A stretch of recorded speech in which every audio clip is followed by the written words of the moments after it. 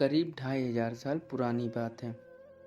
ईसा से 599 वर्ष पहले वैशाली गणतंत्र के क्षत्रिय कुंडलपुर में पिता सिद्धार्थ और माता त्रिशला के यहाँ तीसरी संतान के रूप में चैत्र शुक्ल 13 को वर्धमान का जन्म हुआ। यही वर्धमान बाद में स्वामी महावीर बने। महावीर को वीर, अतिवीर और सन्मति भी कहा जाता है। बिहार के मुजफ्फरपुर जिले का आज का जो बसाड़ गांव है वही उस समय का वैशाली था।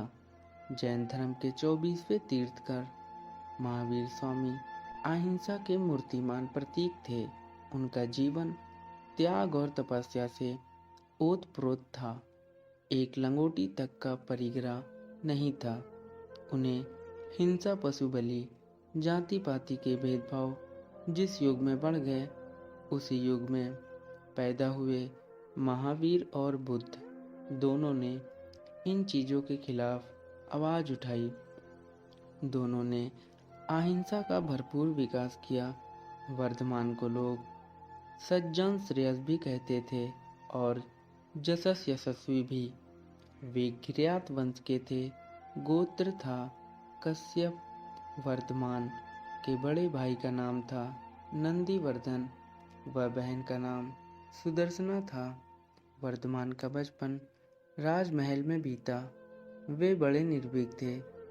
8 वर्ष के हुए तो उन्हें पढ़ाने, शिक्षा देने, धनुष आदि चलाना सिखाने के लिए शिल्पशाला में भेजा गया। श्वेतांबर संप्रदाय की मान्यता है कि वर्धमान ने यशोदा से विवाह किया था। उनकी बेटी का नाम था अयोध्या अनवघा, जबकि दिगंबर संप्रदाय की मान्यता है कि वर्धमान का विवाह हुआ ही नहीं था। वे बाल ब्रह्मचारी थे। राजकुमार वर्धमान के माता पिता जैन धर्म के 23वें तीर्थकर पार्श्वनाथ, जो महावीर से 250 वर्ष पूर्व हुए थे, के अनुयायी थे। वर्धमान महावीर ने चातुर्याम धर्म में ब्रह्मचर्य जोड़कर पंच महाव्रत रूपी धर्म चलाया। वर्धमान सबसे प्रेम का व्यवहार करते थे। उन्हें इस बात का अनुभव हो गया था कि इंद्रियों का सुख विषय वासनाओं का सुख है। दूसरों को दुख पहुंचाकर ही पाया जा सकता है। महावीर जी 28 वर्ष की उम्र में इनके माता पिता का देहांत हो गया। ज्येष्ठ बंधु नंदीवर्धन के अनुरोध पर वे 2 बरस तक घर पर रहे।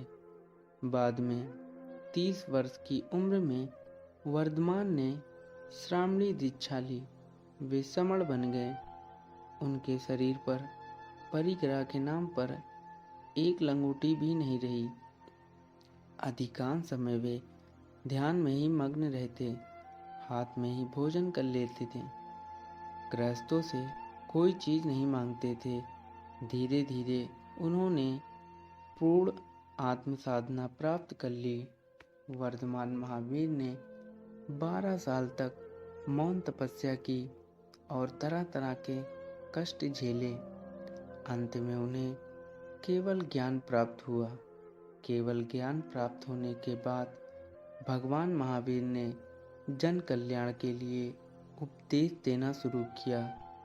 अर्धमागधी भाषा में वे उपदेश करने लगे ताकि जनता उसे भली भांति समझ सके। भगवान महावीर ने अपने प्रवचनों में अहिंसा, सत्य, अस्तेय, ब्रह्मचर्य और अपरिग्रह पर सबसे अधिक जोर दिया। त्याग और संयम, प्रेम और करुणा, शील और सदाचार ही उनके प्रवचनों का सार था। भगवान महावीर ने श्रमण और श्रमणी, श्रावक और श्राविका सबको लेकर चतुर्विध संघ की स्थापना की। उन्होंने कहा, जो जिस अधिकार का हो वह उसी वर्ग में आकर सम्यक्त पाने के लिए आगे बढ़े। जीवन का लक्ष्य है समता पाना। धीरे धीरे संघ में उन्नति करने लगा। देश के भिन्न भिन्न भागों में घूमकर भगवान महावीर ने अपना पवित्र संदेश फैलाया। भगवान महावीर ने 72 वर्ष की अवस्था में ईसा पूर्व 527 में पावापुरी बिहार में कार्तिक आश्विन कृष्ण अमावस्या को निर्वाण प्राप्त किया। इनके निर्वाण दिवस पर घर घर दीपक जलाकर दीपावली मनाई जाती है। हमारा जीवन धन हो जाए यदि हम भगवान महावीर के इस छोटे से उपदेश का ही सच्चे मन से पालन करने लगे कि संसार के सभी छोटे बड़े जीव हमारी ही तरह हैं, हमारी आत्मा का ही स्वरूप है। भगवान महावीर का आदर्श वाक्य, मिट्टी में सब भुवेसु, सब प्राणियों से मेरी मैत्री है। धन्यवाद दोस्तों।